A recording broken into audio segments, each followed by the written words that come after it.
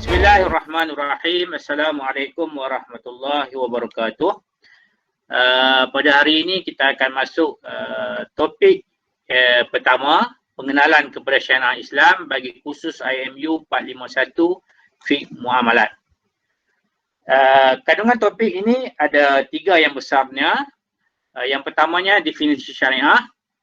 Yang kedua klasifikasi syariah yang terbahagi kepada 4, ibadah ataupun ibadat, muamalat, munakahat, jinayat. Dan yang terakhirnya ciri-ciri dalam muamalat. Justru daripada klasifikasi syariah ini kita akan jadikan klasifikasi yang kedua iaitu muamalat bertepatan dengan kita punya khusus sebagai topik utama yang kita akan bicarakan mulai minggu ini dan 13 minggu yang berikutnya insya-Allah. Dari aspek definisi syariah, kalimah syariah, syariat ataupun syarak yang disebut oleh orang Melayu dari aspek bahasanya dia bermaksud jalan, sirat, jalan yang lurus, siratul mustaqim ataupun sumber sandaran. Dari segi istilah, ulama Islam ada banyak definisi berkaitan syariah. Secara umumnya dia membawa maksud segala hukum, perundangan dan juga perintah Allah SWT ke atas manusia untuk diamalkan dalam kehidupan demi al-hasanah fi dunia wal hasanah fil akhirah, kebahagiaan di dunia dan juga di akhirat. Seperti mana firman Allah SWT, summa ja'alnaka ala syari'atin minal amr fattabi'ha wa la tattabi' ahwa alladhina la ya'lamun. Firman Allah Subhanahu wa taala, kemudian kami jadikan kamu ini berada di atas syariat, iaitu berada di atas jalan ataupun peraturan daripada urusan agama, maka hendaklah kamu ikutnya, iaitu ikutlah syariat itu, wala tattabi' dan jangan kamu ikuti hawa an-nas ataupun hawa alladhina la ya'lamun. Hawa nafsu orang yang tidak mengetahui. Jadi dalam ayat ni Allah SWT memerintahkan kita supaya kita mengikut syariat ataupun mengikut syarak ataupun mengikut syariah yang Allah SWT turunkan kepada kita. Jadi daripada definisi ini jelaslah kepada kita beberapa perkara. Sebab di kalangan ulama ada yang menyatakan istilah dalam syarak yang disebutkan dalam surah Jatiyah tadi membawa maksud umum dan juga membawa maksud khusus. Maksud umum adalah syariah itu adalah ad-din ataupun agama, maksudnya the way of life, segala sistem hidup manusia, itu secara umum. Dan juga ada maksud secara khusus. Secara khusus ni adalah hukum hakam Allah Subhanahu wa taala yang mengatur kehidupan manusia. Jadi ada maksud umum secara agama secara keseluruhannya dan maksud khusus iaitu hukum hakam Allah. Syariat Islam sebenarnya dia bersifat syumul. Syumul maksudnya lengkap, merangkumi segala perkara, antaranya perkara akidah, perkara yang berhubung dengan perkara keimanan. Begitu juga berhubung perkara amal, berhubung dengan ibadat, dengan muamalat. Dan yang ketiganya berhubung dengan perkara akhlak, iaitu perkara budi pekerti, adab, tertib, sikap. Jadi ketiga-tiga ini yang merujuk pada syariah Islam yang syumul akan dimasukkan dalam klasifikasi ilmu ataupun klasifikasi agama itu sendiri yang terbagi kepada akidah, ibadah, muamalah dan juga akhlak. Dari segi skop syariah, kita akan melihat skop syariah ini sangat besar, meliputi semua perkara, sangat luas, antaranya hubungan manusia dengan Allah SWT yang kita namakan hablum minallah. Begitu juga hubungan manusia sesama manusia, hablum minan nas. Dan juga skop syariah juga berhubung dengan hubungan manusia dengan alam sekitar. Jadi sebenarnya kalau kita menceritakan tentang kebersihan, tentang recycle, sebenarnya kita memperkatakan tentang syariah. Sebab apa? Sebab hukum syarak juga wujud dalam perkara-perkara hubung dengan alam sekitar, haiwan, tumbuh-tumbuhan dan seumpamanya. Kemudian, kalau kita melihat di aspek pelaksanaan hukum syariah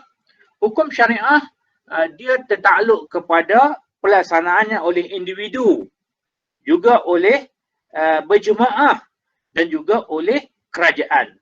Sama ada hukum itu tertakluk kepada perkara yang wajib, sunat, haram, harus ataupun perkara yang merujuk kepada perkara makruh. Antaranya macam mana? Antaranya pelaksanaan oleh individu. Contohnya apa? Solat, puasa, zakat. Itu individu. Pelaksanaan oleh jamaah macam mana pula? Jamaah maksudnya mesti ada sekumpulan manusia. Tak boleh buat seorang-seorang. Antaranya apa dia? Dakwah, amal ma'ruf, nahi mungkar. Tak boleh buat seorang-seorang. Kena buat ramai-ramai. Kalau amal ma'ruf mungkar nakir mungkin seorang, tapi amal ma'ruf nahi mungkar kena ramai. Begitu juga jihad, tak boleh buat seorang-seorang kecuali jihad dalam berhubung dengan individu. Contohnya jihad belajar, itu jadi fardu ain kepada kita. Kemudian di sana ada pelaksanaan melalui kerajaan yang tidak boleh dilakukan oleh seorang ataupun tidak boleh dilakukan oleh jemaah. Dia mesti dilakukan oleh pihak kerajaan. Contohnya pelaksanaan hukum hudud, hukum qisas, hukum ta'zir dalam perkara-perkara berhubung jinayah Islam. Tak boleh kita lihat orang mencuri, kita ambil kapak, potong tangan dia. Tak boleh, haram, berdosa. Sebab kerajaanlah yang akan mengendalikannya mengikut mahkamah syarak, mengikut syarat-syarat dan seumpamanya. Begitu juga orang langgar lampu isyarat. Tak boleh kita pergi lemping kepala dia, tak boleh. Sebab apa? Sebab itu perkara berhubung dengan hukum ta'zir. Terpulanglah kepada hakim untuk melaksanakannya.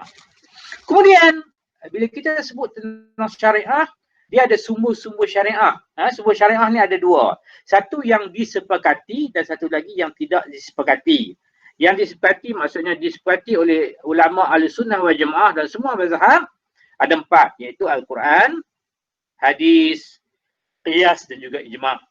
Manakala yang tidak disepakati pula ada banyak. Antaranya diterima oleh mazhab Syafi'i sebagai contohnya, tidak diterima oleh mazhab lain. Contohnya istihsan, istishab. Istihsan ni pun dia. Istihsan ni mengambil hukum Allah yang baik. Sebagainya kita tahu ada nas kata diharamkan kita ini jual beli barang adum. Kita lihat dalam balik akad. Tapi dunia hari ini kita membeli barang, kita beli secara online. Kita sahnya kita menggunakan begitu juga istishab. Istishab ini diterima dalam mazhab Syafi'i. Antaranya kita menghukumkan sesuatu base kepada hukum yang sebelumnya. Contohnya kita ambil wuduk selesa. Semayang maghrib tadi ambil wuduk, dah solat maghrib kita duduk sembang kawan. Masuk waktu kita nak solat isyak. Tiba-tiba kita ingat, aku ni wuduk ada tak lagi? Jadi secara hukumnya dia kena kembali kepada istishab. Istishab iaitu tadi dia maghrib tadi dia ambil wuduk. Maka hukumnya mengambil hukum yang sebelum itu, dia berwuduk. Maka dia terus solat isyak tanpa perlu mengambil. Lagi masalah mula huruf, mazhab atau fatwa sahabat, amalan ahli Madinah yang diamalkan oleh mazhab Maliki. Kemudian sadzu zari'ah. Sadzu zari'ah ni maksudnya kita mengadakan pencegahan awal. Sebagai contohnya, kita hari ini dilanda oleh COVID. Tiba-tiba ulul amri kerajaan kata tak boleh solat berjemaah di masjid. Kita janganlah melanggar. Tak boleh solat berjemaah di atas masjid itu atas fatwa syariah, hukum Islam juga. Syariah maksudnya anak bila kita solat secara berjemaah dekat-dekat ini, maka virus COVID-19 ini akan mudah untuk menjangkiti, terutamanya di kawasan-kawasan dinamakan kawasan PPP atau PKPP yang virus sedang merebak dengan banyaknya. Itu dipanggil Saddul Zari'ah. Kemudian bila kita sebut syariah ini, ada satu konsep lagi yang perlu kita fahami. Yang kita namakan sebagai maqasid syariah. Tapi sebelum tu, kamu nampak kan slide ni kan? Nampak tak slide ni? Nampak Ustaz. Nampak Ustaz. Nampak Ustaz. Pak Ustaz. Cara kata syariah adalah maqasid syariah. Maqasid syariah ni maksudnya apa dia?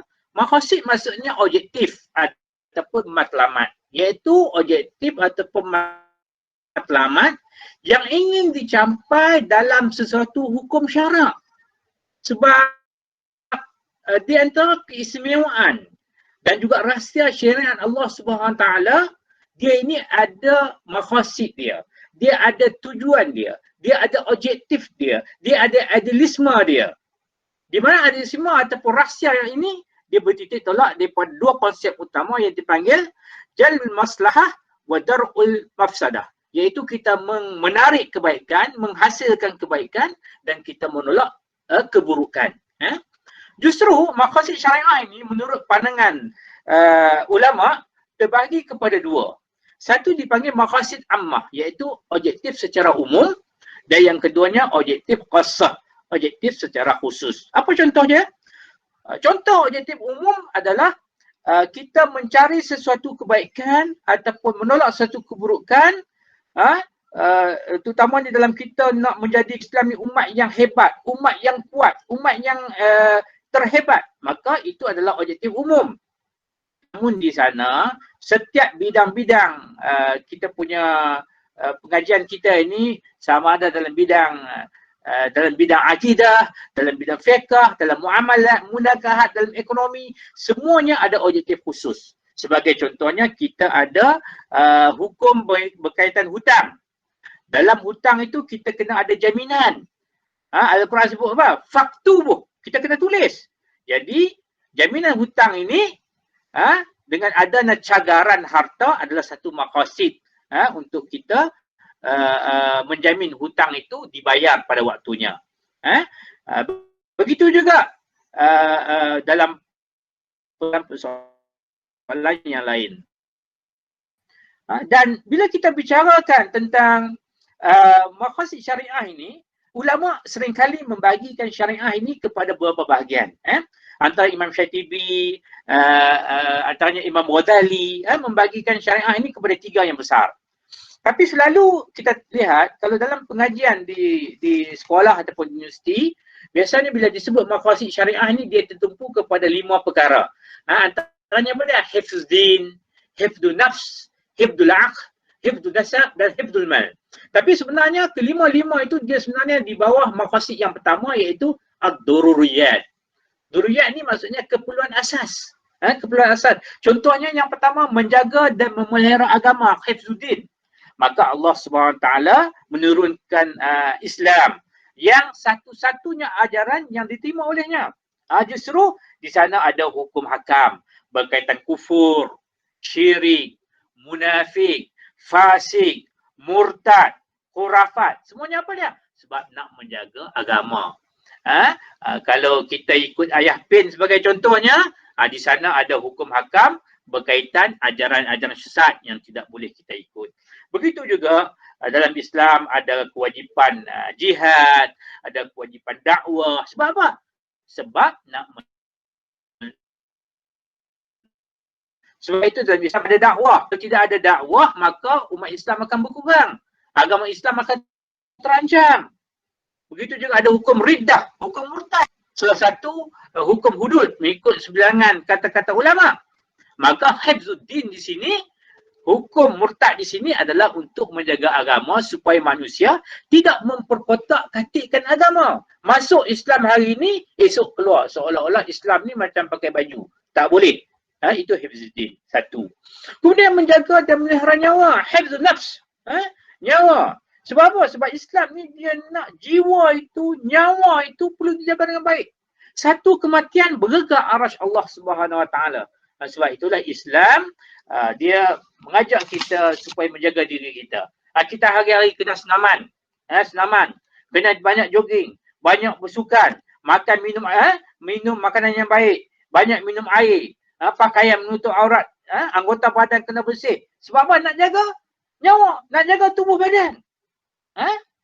Bagi sihat. Islam bukan agama nak suruh kita ni jadi orang yang berpenyakit. Itu Islam, COVID sebagai contohnya, hifzul, menjaga nyawa. Sebab juga dalam Islam hukum membunuh, ada hukum mencederakan orang lain yang termasuk dalam hukum qisas. Sebab apa? Nak jaga nyawa. Yang ketiganya, menjaga dan memelihara akal. Hifzul aqli. Menjaga akal ni maksudnya Allah SWT punyakan akal kita ni dengan baik, Allah minta kita jaga. Sebab apa? Akal ni nak guna untuk menjadi khalifah Allah, nak memakmurkan dunia Allah. Justru kita kena latih daya pemikiran kita ni dengan baik. Banyak membaca, suka malik ilmu, memikirkan kebesaran Allah. Bila buka YouTube,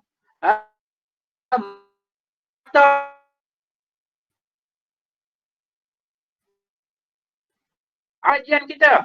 Jangan benda yang jangan suka TikTok. Maka buatlah mimik muka, buatlah mimik berjalan-jalan, menyanyi-nyanyi, tutup muka, buka muka. Jangan begitu. Kita orang asis, orang yang ada pengajian Islam ni jangan terikut-ikut dengan orang. So far saya tak berjumpa lagi lah tarian-tarian TikTok dalam TikTok ni. Sebab saya pun dengan sahabat-sahabat sekarang ni cuba berusaha supaya kita mempunyai alternatif dalam TikTok. Jangan kita terikut-ikut dengan orang lain.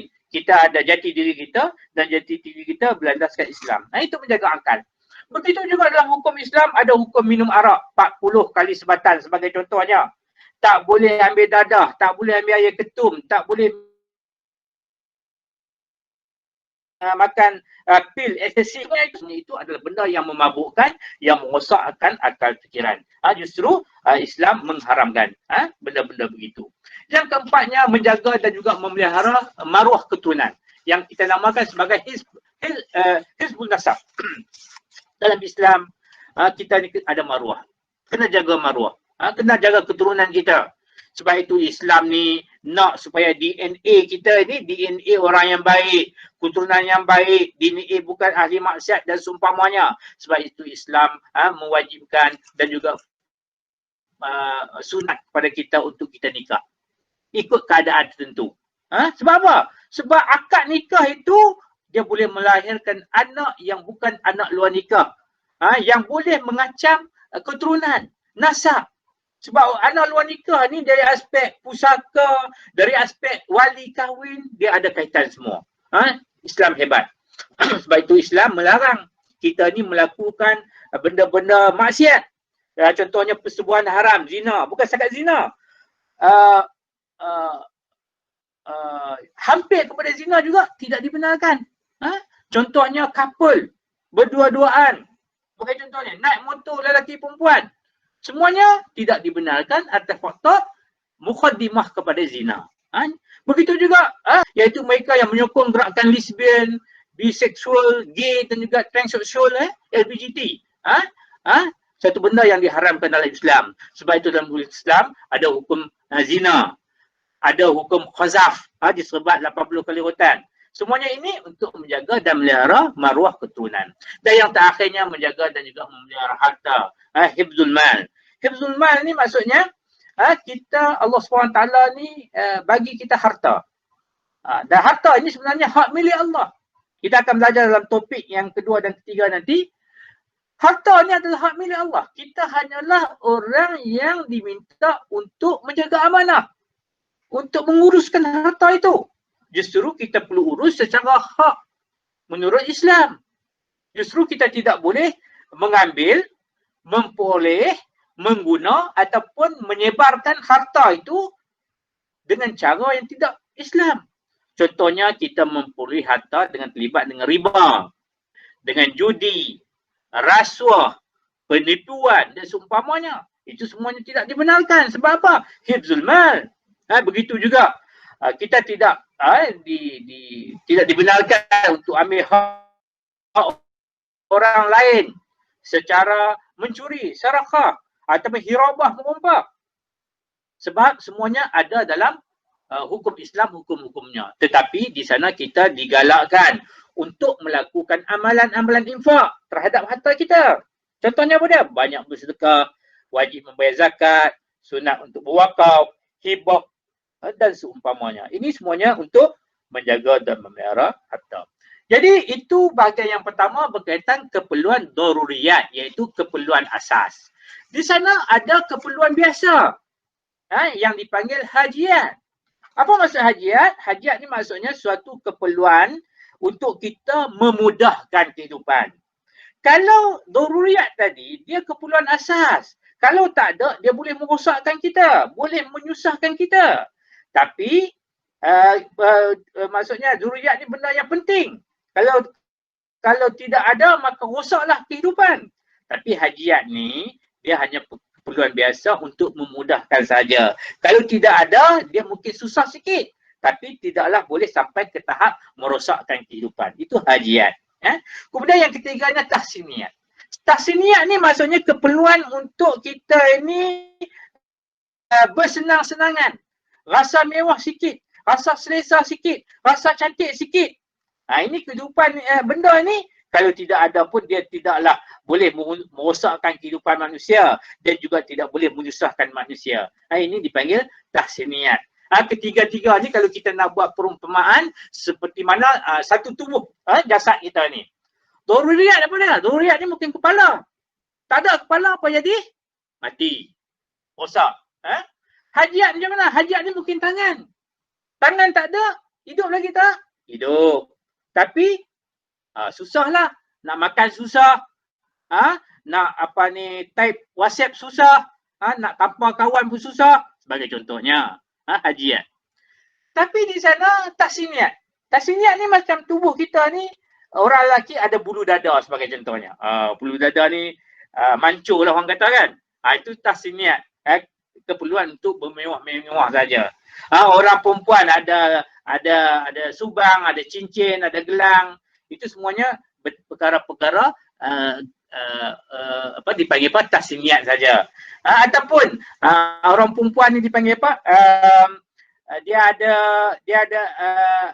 betisnya bak bunting padi. Kan? Tapi betis kawan ni tak macam bunting padi pun. Itu tahsiniat saja. Dia tidak merosakkan kehidupan. Jadi daruriyat itu yang penting.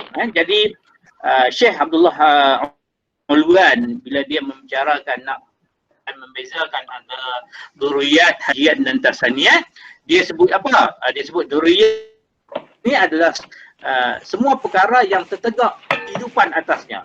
Kalau tidak ada, dia akan merosakkan kehidupan kita, dia akan mengendalikan aturan kehidupan kita. Satu. Hajiat pula macam mana? Hajiat ini maksudnya dia ini suatu kemudahan untuk kita. Tapi kalau dia tidak ada, tidaklah sampai tergendala hidup kita dan tidak pula boleh dilakukan. Kemudian yang ketiga, tahsiniat pula ada satu perkara untuk kehormatan, untuk kebaikan saja. Tapi kalau tidak ada, maka kita tidak akan ditimpa kesusahan ataupun kesulitan dan kita tidak akan sampai tergendala kehidupan kita. Itu secara asas perbezaan di antara ketiga-tiga perkara tersebut. Okey, sekarang kita masuk klasifikasi syariah iaitu 1.2 secara umumnya organisasi ataupun kandungan keilmuan Islam terbahagi kepada tiga bahagian. Akidah, syariah dan juga akhlak seperti mana dalam rajah yang di hadapan kita.